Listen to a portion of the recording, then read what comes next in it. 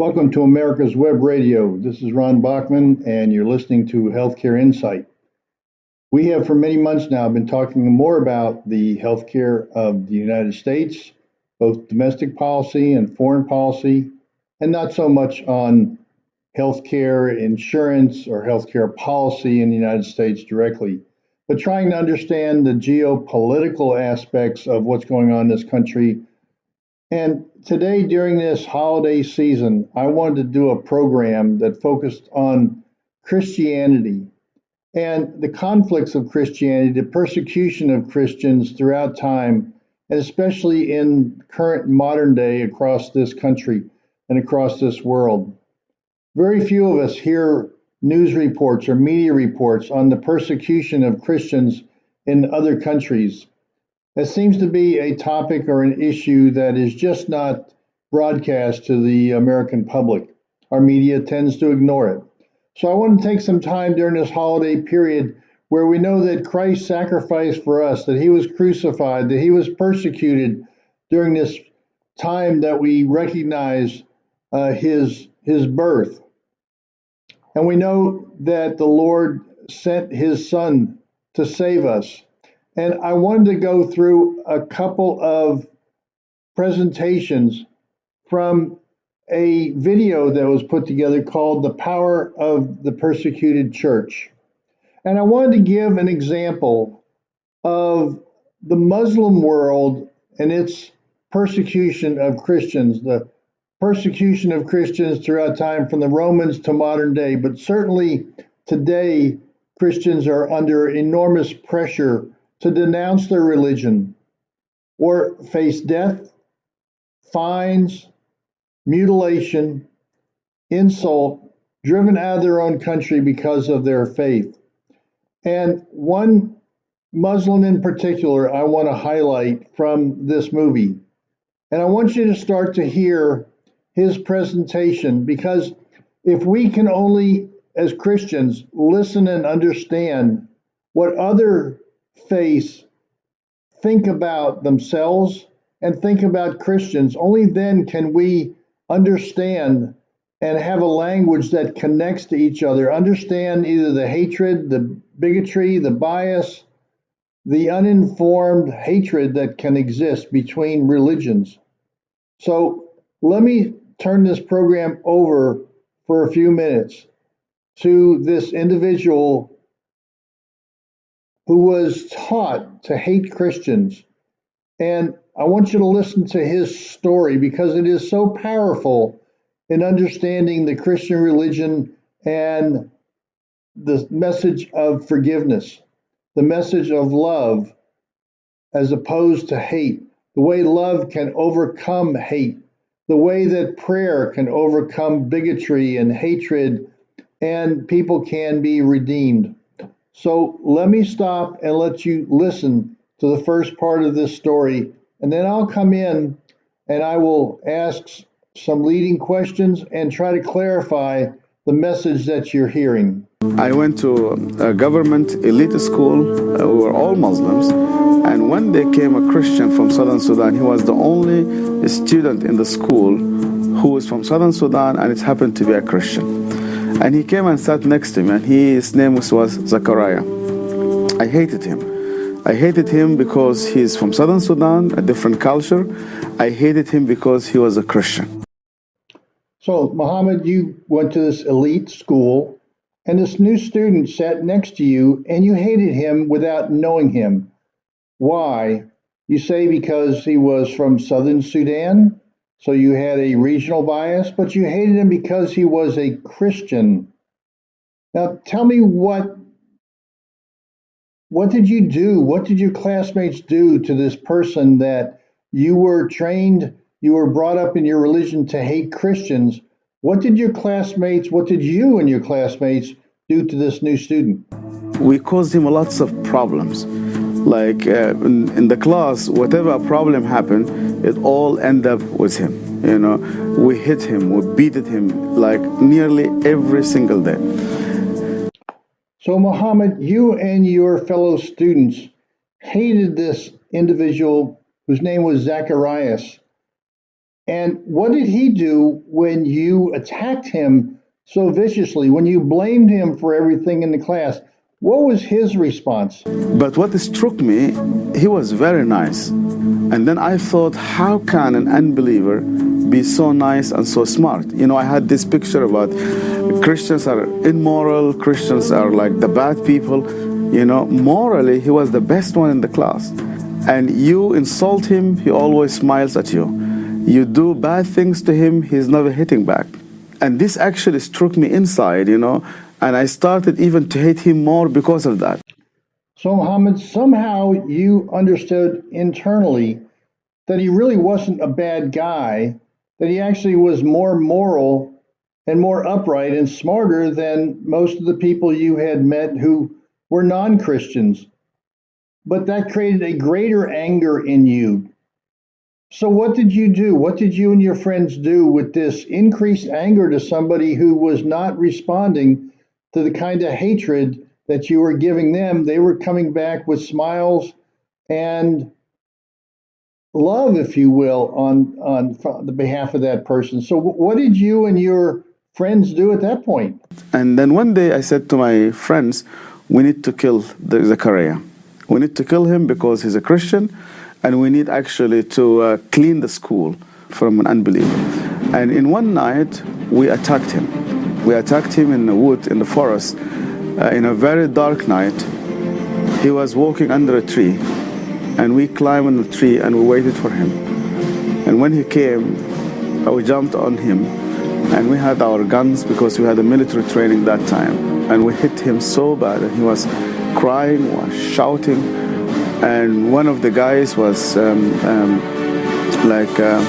putting his hand in his mouth, you know, and I was on the top of him and the other one. So we hit him so bad, and he was almost dead. He almost died. And I said to my friends, okay, then leave him, because we injured him so badly that he will definitely die. And we left him in the wood in the middle of this dark night so that he will die. And Zechariah never came back again to school. So, Muhammad, help us as Christians to understand the kind of hatred that you had ingrained in your own thinking, in your classmates' thinking. If we can just understand where this hatred comes from, maybe we can cross over that bridge and live in sort of mutual harmony and respect for each other. That certainly is the way Christians, I think, are supposed to be brought up. And a true Christian would be allowing others to have their faith. They may not believe in their faith, but they don't hate them for their faith. Certainly periods of time in our history that there have been conflicts based upon religious differences, but that's not what my faith has ever shown. So give us an understanding of how this hatred that you have actually developed and manifested itself in your heart. I personally used to hate Christians. I have never had a Christian friend. I have never visited a church. I have never seen a Bible in my entire life. But I was taught in the Quran school to hate Jews and Christians, even though I have never knew what they believe in. The problems happens in the minute when you say, I believe that Jesus Christ is God. And the minute that you say Jesus Christ died for me and rose again, and the minute that you get baptized. So when this happened, people got persecuted. They got persecuted from their families. They get persecuted from the Islamic Ummah. They get persecuted from the governments. The word Ummah comes from the Arabic word and means mother. And so like even in Europe, where like you have a free society, you have laws, still people get persecuted from their own families. Because religion in the Islamic society is not a private thing. Like in the Western society, religion is part of life. In our society, life is part of religion. This means the society, the ummah, is everything that you have. And you cannot live without this ummah, collectively. One of the biggest elements why persecution is so severe in the Islamic world because of this ummah. You cannot break out of it. You know, Muhammad, that is such a profound concept. that in the West, religion is just a part of life. And in the Muslim world, religion is life. And that difference is maybe just a bunch of words to some people, but if you think about it in some depth, it means that you cannot really leave your religion behind in any way. You cannot change your religion, which is what we sort of hear and understand about why the Islamic world is sort of a theocracy within those countries. It's not a democracy, and it never will be. So we have a very rare opportunity here to gain some insight as to why there is such a conflict between Christianity and the Muslim world. So if you had this conflict and you started to see and understand the Christian identity, what happened with your family as you converted from Muslim to Christianity?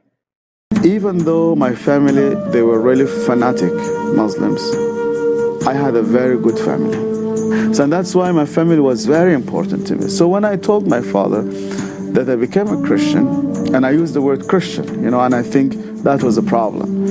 And that was the first time that I saw his crying. And then he said to me, "We cannot accept you." And I had to leave home. That was one of the most devastating moments in my entire life. I walked out from my family and knowing never to be back again. And I remember these things as if it was yesterday. And the most painful thing was not just leaving. Like a couple of days later, I bought the normal newspaper that we have in Khartoum, just reading it. And then in the last page, I will see a big picture of me, my picture, in the newspaper as a death announcement. So my family, they declared me to be dead. I no longer live. And not only that, they brought a coffin, they made a funeral, and they said, "Our son is dead."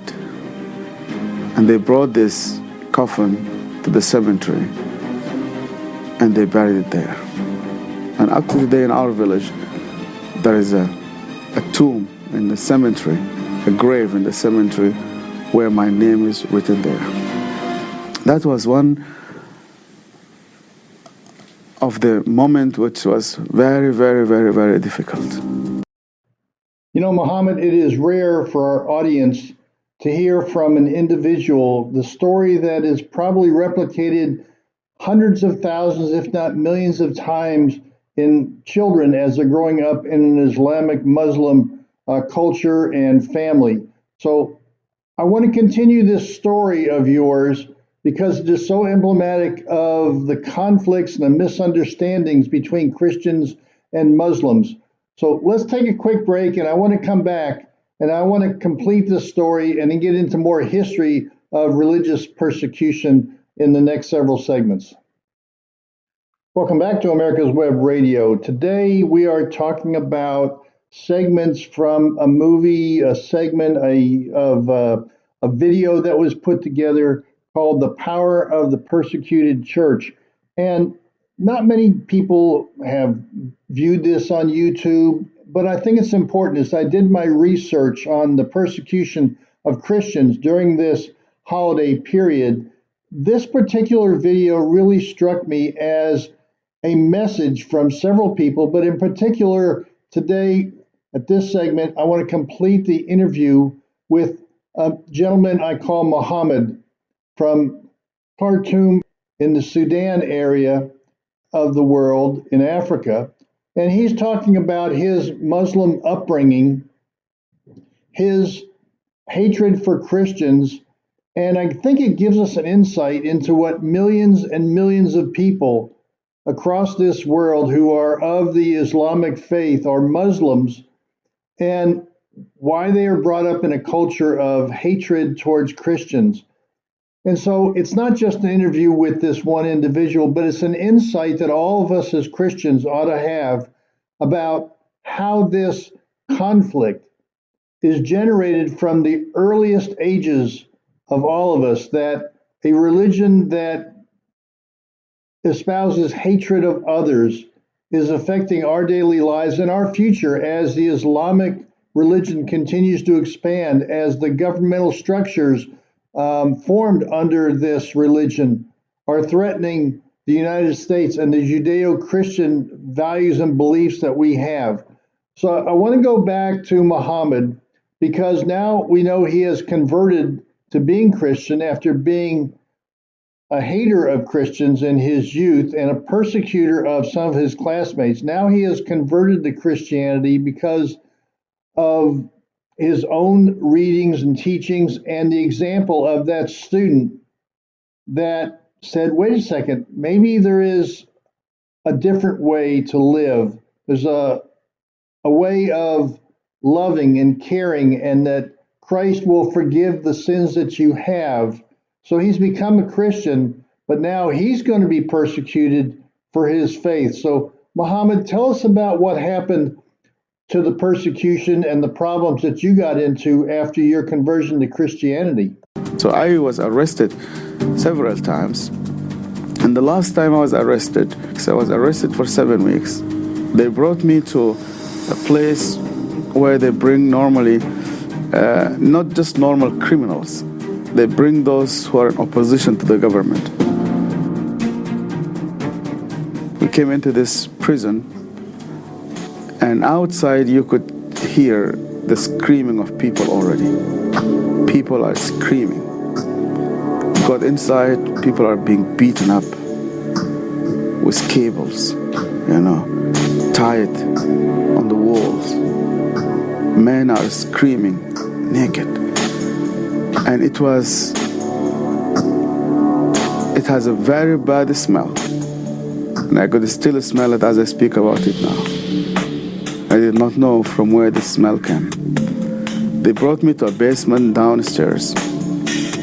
It was very dark. No light came in. And they brought me in a small cell. When they arrested me, the only thing that I could take with me was my Bible and a handkerchief. Handkerchief was brought to me by a group from the YMCA from Germany. They were visiting Khartoum. I took this with me. And I was glad that I took it with me, because this handkerchief became everything for me during this time. I use it as a pillow. I use it as a bed on the ground, because the floor was so hard. So this room was so small, I could not stand and I could not sit. I could not lay down and exchange.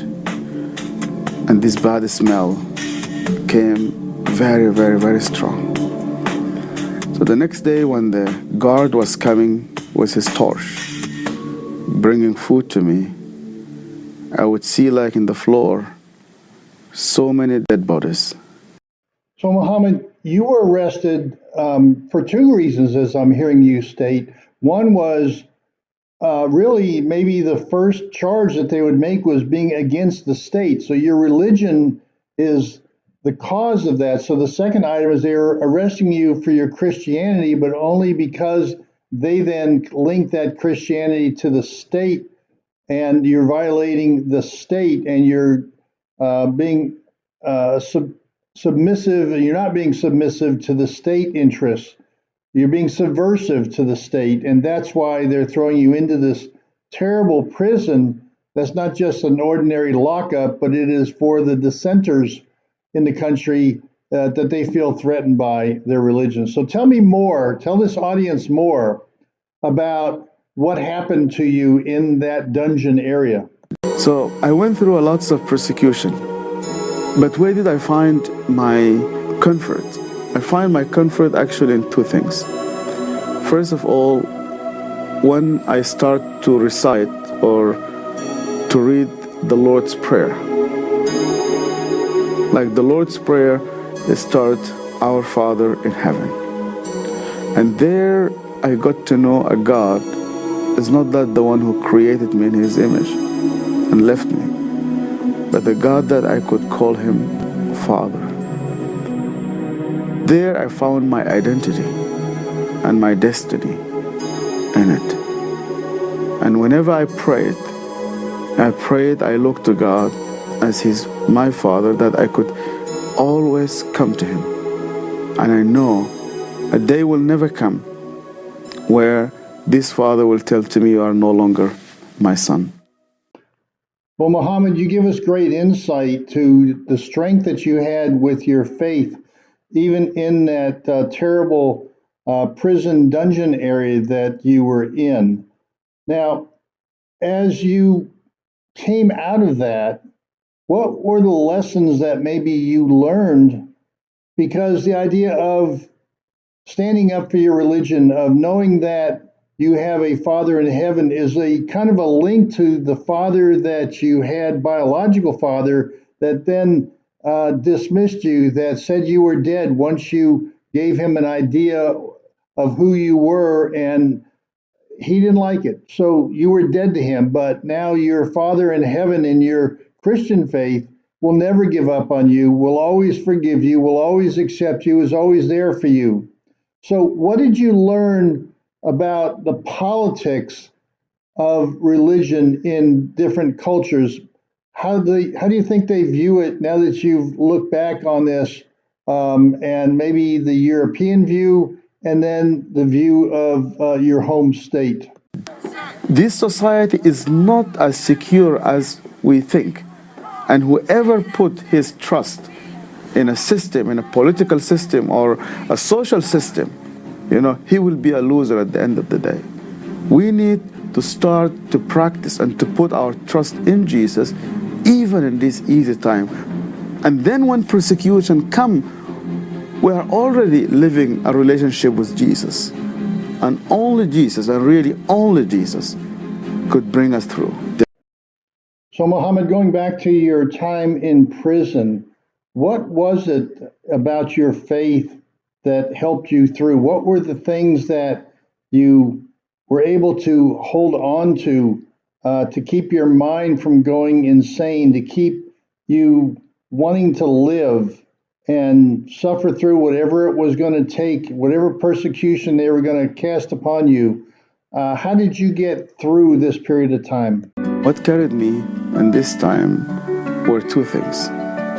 The Bible verses that I learned by heart, because I was not even able to read my Bible, because I did not have any light.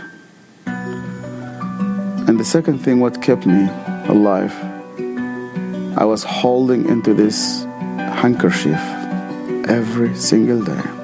And this handkerchief gave me hold, not because of the practical use of it, but because of the Bible verse that was written in it. And it was this Bible verse, "The Lord is my light and my refuge." And in this dark moment, He was my light and my refuge. And I could see that. Even though the cell is so dark. But there I experienced the reality of Jesus being the light of the world.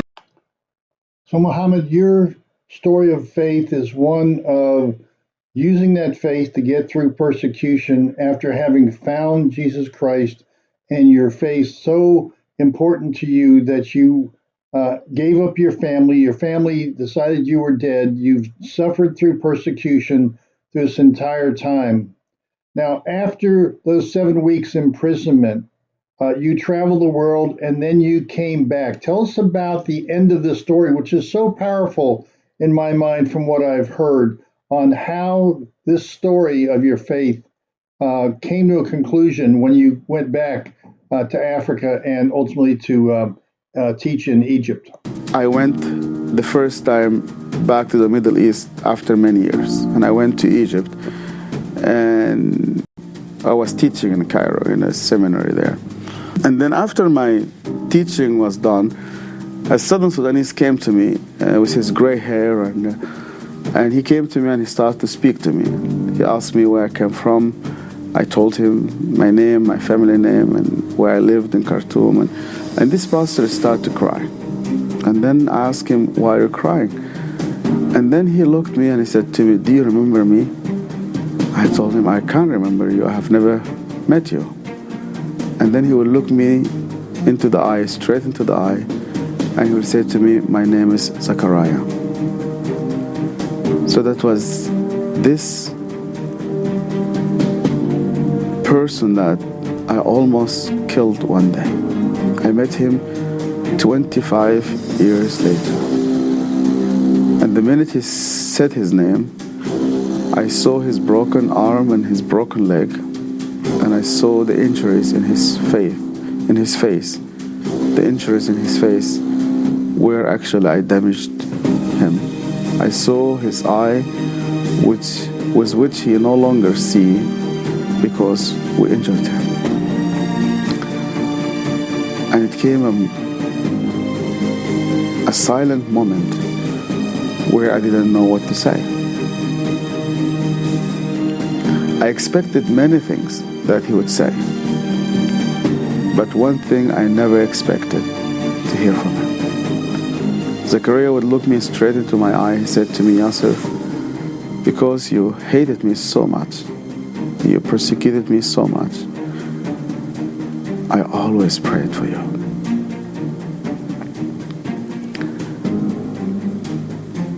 And on that moment in Cairo, in the year of 2007, I grasped why God would deal with a person like me. Because Zachariah prayed for me. I hated him. He prayed for me. Persecuted him. He prayed for me. He moved his broken arm, got his back, opened his back. He took his Bible out. He opened it. And in the first page, he wrote my name. And he was praying 25 years for me. That's the answer to persecution, to hate, is prayer. Muhammad, what a great testimony to your faith, to redemption, to prayer, the power of prayer, the ability of one human being to affect another human being. If we can only take that lesson and spread it to millions and millions of people, both Christians and to Muslims, this world would be a better place. Join us again this next session, because we're going to delve deeper into the persecution of Christians across this country in modern day times. Welcome back to the third segment this week of Healthcare Insight. This week we are looking at Christian persecution across the world. We just heard in the last two segments a very powerful individual story from Muhammad, who hated Christians, came through that process as a youth, was experiencing the love and prayers of a fellow student, and years later came to Christ, and then realized the errors of his way in his youth and confronted that at the end. We heard that at the end of the last segment. So what I want to do with this segment and the last segment that will come after this is to talk about the conflicts worldwide. Let's take it from an individual story of Muhammad to a much broader picture. So hopefully we gained insights during the last two segments that we can now better understand that, in fact, across the world, most Muslims are very peaceful. They accept others' religions. And it only seems to be when we get to the extremists that take over governmental structures like in Iran or now Afghanistan and some other countries where the extremist view becomes a theocracy, where they are intolerant of other religions. They persecute other religions very openly, as if those individuals are going to be subversive to the theocracy that is being set up. So there is no acceptance of Christianity, and Christians are very much persecuted in that situation.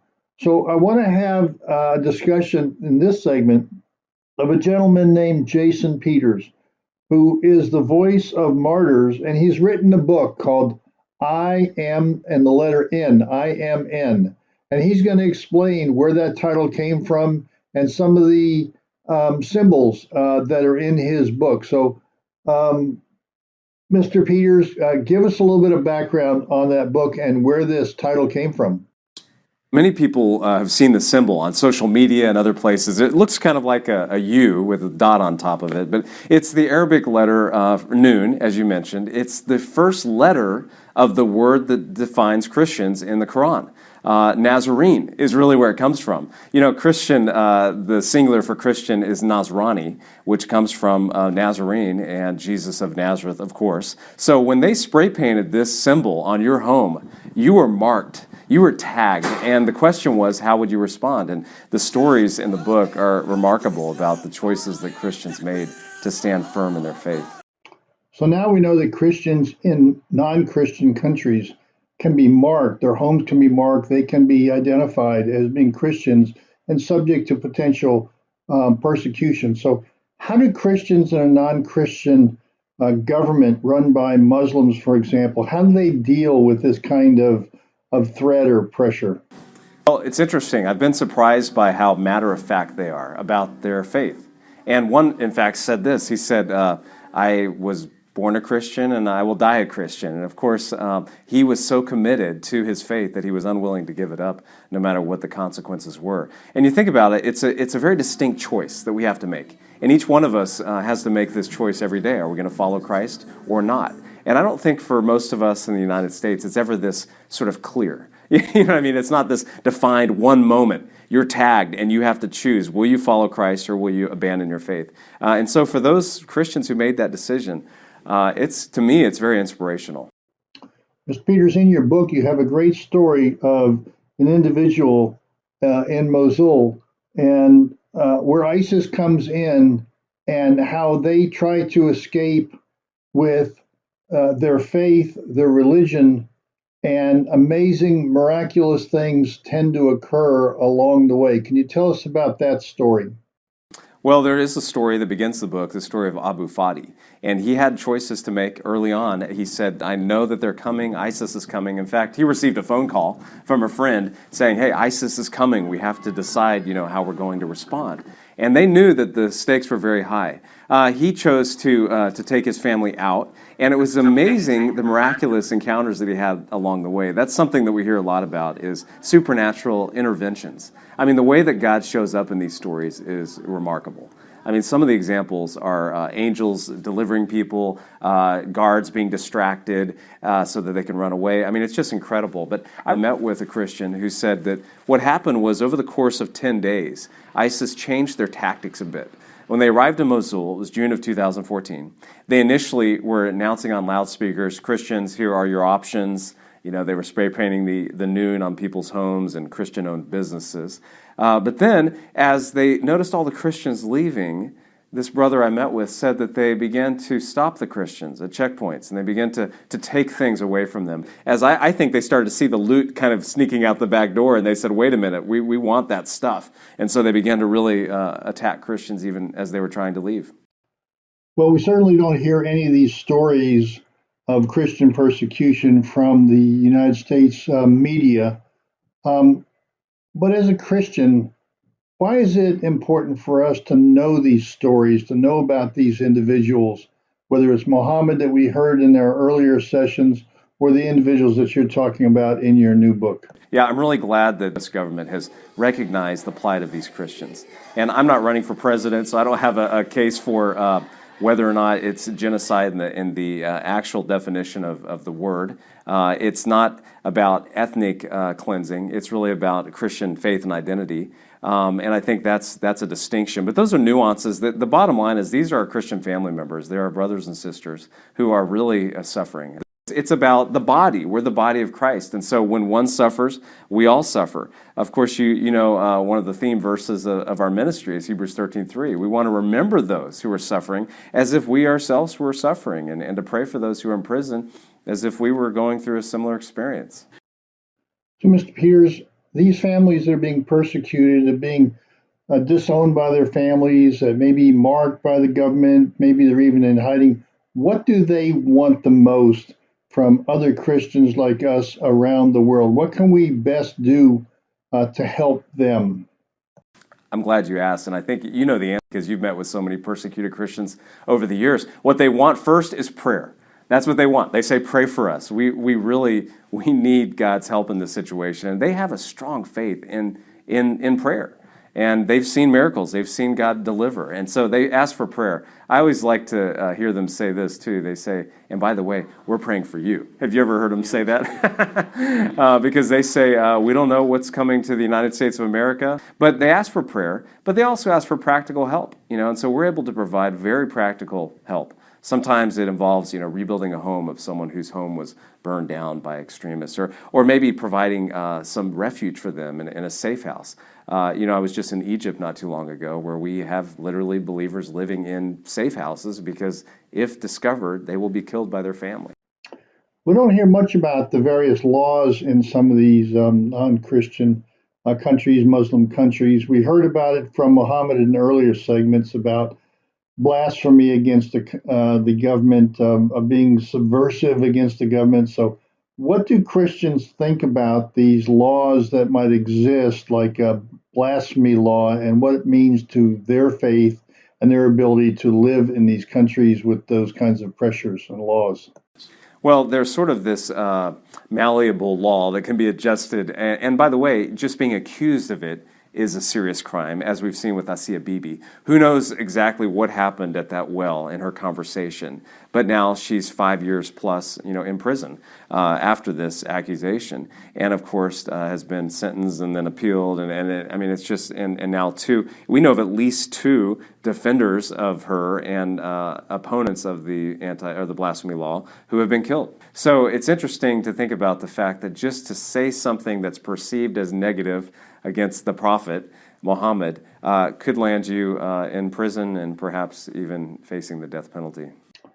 It sounds to me like the blasphemy and religious zealotry that we had in the United States during the Salem witch trials, where people were accused and then they burned at the stake or hung. So this type of thing is not unusual in history, even in our own United States, in our own faith of the Puritans and the Pilgrims and the conflicts that they had with other religions who weren't as pure as they. But these things do pass, they do change, but the Muslim community is now 25% of the world's population. And as it continues to grow and as governments begin to take on this theocracy, I don't know if there's a chance for changing it like what happened after the Salem witch trials, where people were able to freely move away and then change those types of attitudes. So what do you think might happen here in the United States as we move forward? Will this come to our shores? Yes, we are experiencing persecution in sort of civil ways now, I believe, but I also think it's going to become more pronounced. I really do. I think that as long as we continue to talk about the exclusive claims of Christ, we're going to face opposition. This is what Jesus promised. He said, if you follow me, you're going to be persecuted. And so I love the way that he told his disciples to prepare, though. In Luke 21, he said, you're going to face persecution. You're going to be taken before the civil authorities, synagogues, governors. He said, but don't worry about what you're going to say. He said, I'm going to give you words and wisdom that your enemies will not be able to resist. They won't be able to contradict. And to me, that's a great encouragement, because I do believe that the day will come standing before a court for saying the things that we say, which are, Jesus is the only way. He is the way, the truth, and the life, and no one comes to the Father but through him. It's for things like saying Islam is not a religion of peace, which is the politically correct way to identify Islam. It's simply not true. If you go back and look at the roots of Islam, it's not a religion of peace. Boy, talk about politically incorrect. You say anything like that against the Muslim religion and you're considered to be Islamophobic. So how do you talk to Muslims today in a way that gets them to see and understand that the beginnings of the Muslim religion was not peaceful at all and carries over into today's world? In fact, when I was just recently meeting with a pastor in Iraq, he said what he's doing is he's frequently now finds himself talking to Muslims and saying, tell me this, what is different between what ISIS is doing right now and what Muhammad did? And he said they have no response. He said 1,400 years ago, Muhammad was doing the same things. that ISIS is doing today. So, Mr. Peters, is this happening around the world? What are some of the stories maybe that you've captured to show the Christian faith of forgiveness and acceptance of their lot of being persecuted with the strength of their faith? And there are 9 hotspots around the world that we could talk about where Islamic extremists are attacking Christians, and even the children. You know, for us, it doesn't seem quite fair that these young children have to make choices like this. So, give me some examples of the forgiveness of terrible tragedies of hurt or pain or prosecution, but that this strong faith in Jesus Christ by this community that's in the Middle East and around the world where they're being persecuted, that they can stand by their religion. How is that even possible? I don't know. It's just God's supernatural intervention. That's all I can say, to be honest with you. There's no human explanation. How can you look at someone who has raped your daughter and say, because Christ has forgiven me, I choose to forgive you? You know, but here's the interesting thing. ISIS fighters are being reached by this type of forgiveness. I mean, we're hearing stories about people saying, hey, this God is different than my God. You know, my God says to hate and to kill the kafir, to kill the infidel. Your God says love and forgive. Well, at the end of the day, Mr. Peters, that is the bottom line, that Christianity is about love, and Islam, in the extremist view, is about hatred and conquering and controlling a population. So let's continue this discussion after this commercial break, because I think our audience is finding this very interesting and very insightful to our own religious beliefs. Welcome back to the final segment of Healthcare Insight. You're on America's Web Radio, and today we're talking about Christianity versus Muslims, the conflicts, the persecution of Christians in Muslim countries and theocracies. But in this last segment, I want to broaden that perspective on Christian persecution, because it's not just happening in Muslim theocracies. Let's take a look at some of the more recent persecution of Christians in what we normally think of as democratic countries. The country of India.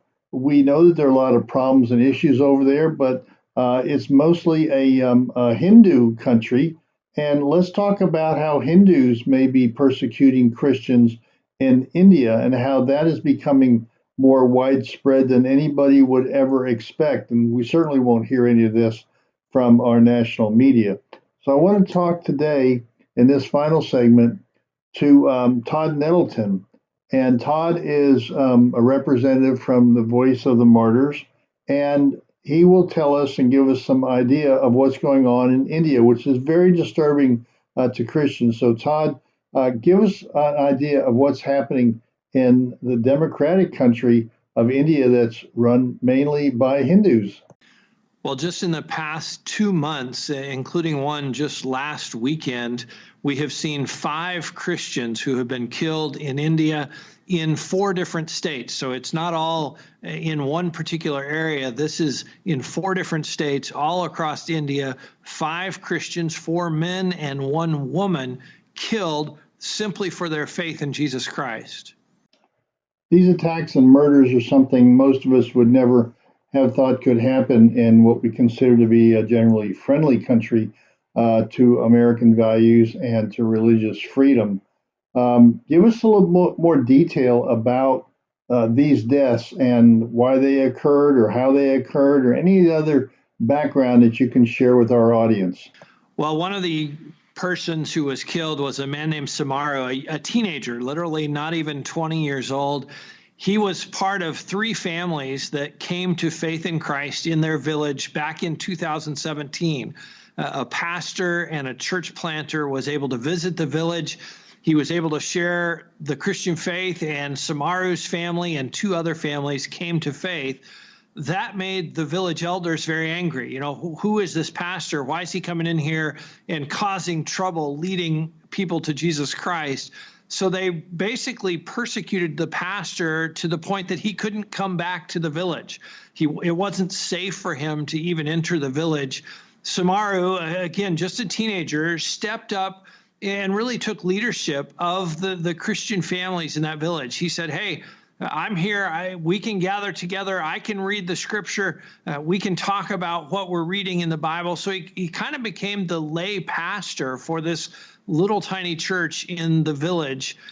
But 3 years later, the persecution has continued. And early in June, radical Hindus came to Samaru's house in the evening. They knocked on the door saying, we want to meet with you. Come with us. They took Samaru and two other young men into the forest. The two other young men, realizing that this was not a meeting, this was actually an attack, they escaped. But Samaru did not get away, and he was killed. His body was found the next day. Well, that certainly is an unforgivable tragedy and a horror that shouldn't be imposed on anybody for their religion. So if we were to try to draw something out of this, a lesson out of this, is there an inspiration that you see that may be helpful to others, that this Christian was willing to put up with the persecution and death that might inspire others, as opposed to being turned off and turned away by others because they're going to be afraid of this type of persecution? The inspiring thing to me is this is a young man, a teenager. He's only been a Christian for 3 years. So it's not somebody who, went to seminary or had this long walk with Christ to prepare him for that ultimate sacrifice. And yet he was willing to step up and lead when no one else would. And he was willing to lay down his life for Christ in June. Well, Todd, this is such a tragic story, a lesson for all of us in challenging our own faith, whether we could ever have accepted and tolerated and pushed our faith to the limit that we are willing to give the ultimate sacrifice. How many of us wonder in that situation how we would have responded and how we would have held to our faith? But you said this is happening in many areas around India.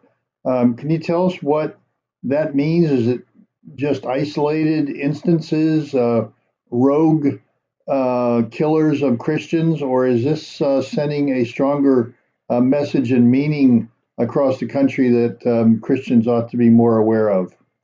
Well, the concern is that persecution is on the rise all over India. And, if it was one village or one state, and you could kind of say, yeah, things are really hard there, but look at these other places. But when you see people in 4 different states within such a short span of time being killed, it really reflects the attitude and the atmosphere for Christians all over India. They are under pressure.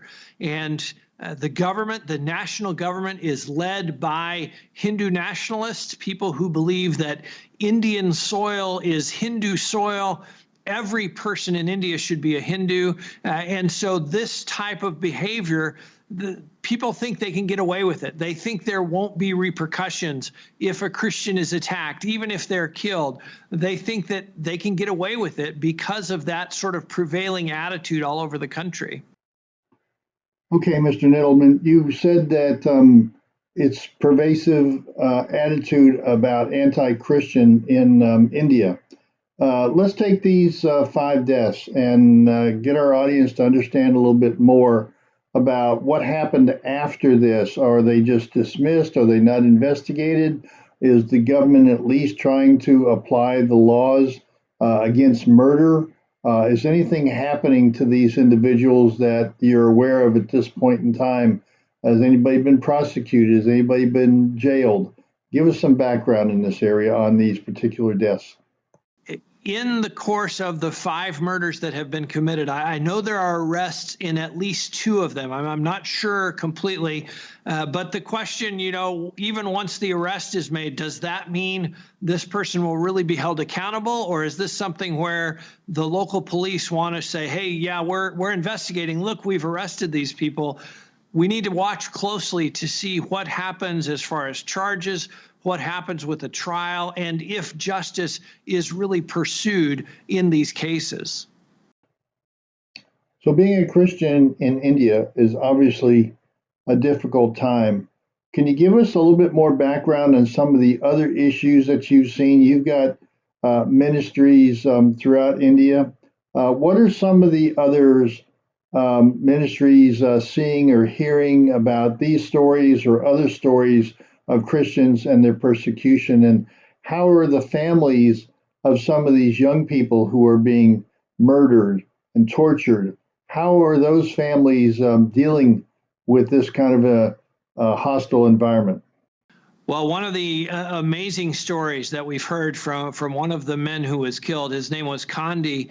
He came to faith in Christ in 2018. Immediately, he led his brothers to Christ as well. And so even, from his first days as a Christian, he was an evangelist. Also, from his first days as a Christian, he was persecuted. His house was attacked back in 2018. Again, just 10 days before he was killed, his house was attacked again. And at that time, Condi told his wife, he said, listen, these people are not going to give up. They are going to continue harassing and persecuting us. They may even kill me. But he told his wife, he said, I want you to know, even if they kill me, I want you to be faithful to follow Jesus Christ. I want you to stay strong in your faith. So even in the days before he was killed, he was preparing his wife and strengthening her faith to remain faithful. So tell me about the wife now. After the husband was killed, how did she deal with her faith? And how strong was her faith given that she saw what happened to her husband? He was murdered, broke up the family. Where did she go? Because in Hinduism and in India, so much is dependent upon the head of the household, the male, and a female without a husband can be shunned in many ways, is my general understanding. So, what happened to the wife after her husband was murdered? His wife's name is Bindu. They have two daughters. After Condi was killed, Bindu went to live with her father, who is still a Hindu. And one of the first things he said to her was, listen, you have brought all this trouble on yourself by being a Christian. Why don't you come back to Hinduism? And so even after her husband had been killed, her own father pressured her to renounce Christ and to come back to Hinduism.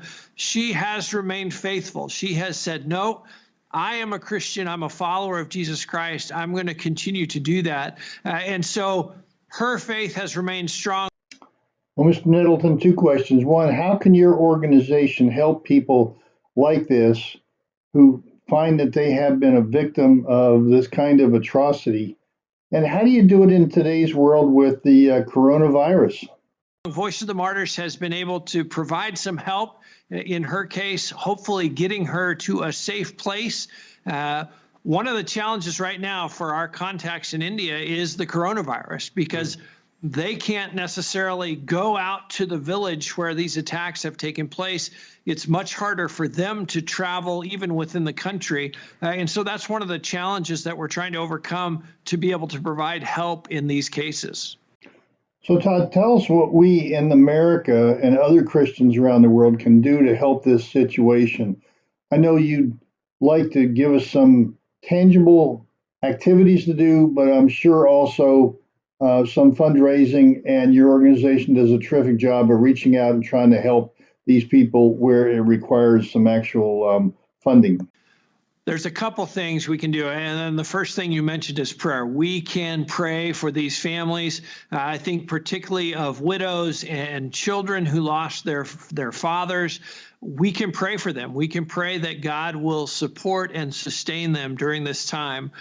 A second thing we can do is provide help. Voice of the Martyrs offers help to families of martyrs. If people give to Voice of the Martyrs and just mark their gift for families of martyrs, it will go to help in cases like these that have happened in India. The third thing that I think we can do as at least American citizens is make sure our elected officials know that this is something we care about. Religious freedom, protecting religious minorities in India and in other places in the world, that's something we think about when we go into the ballot box. That's important for our leaders to know. Well, audience, I hope you've stayed with us through this and heard the stories that the persecution of Christians is happening in various parts around the world. It's not just the Muslim community. We went through the details there. We heard individual stories. We heard the geopolitical issues that are developing with theocracies and the suppression and the persecution of Christians, but it's happening also in India, a Hindu country, and it's happening in other parts of the world. So just as we go through this holiday season, recognizing the birth of Jesus, the message of Christianity, of love and forgiveness, that this presentation today, I hope, emphasizes that message that while there are persecutions, we need to overcome them. We need to change the world. We need to bring more love rather than hate. We need to bring more neighborliness rather than fighting among ourselves as human citizens of this world.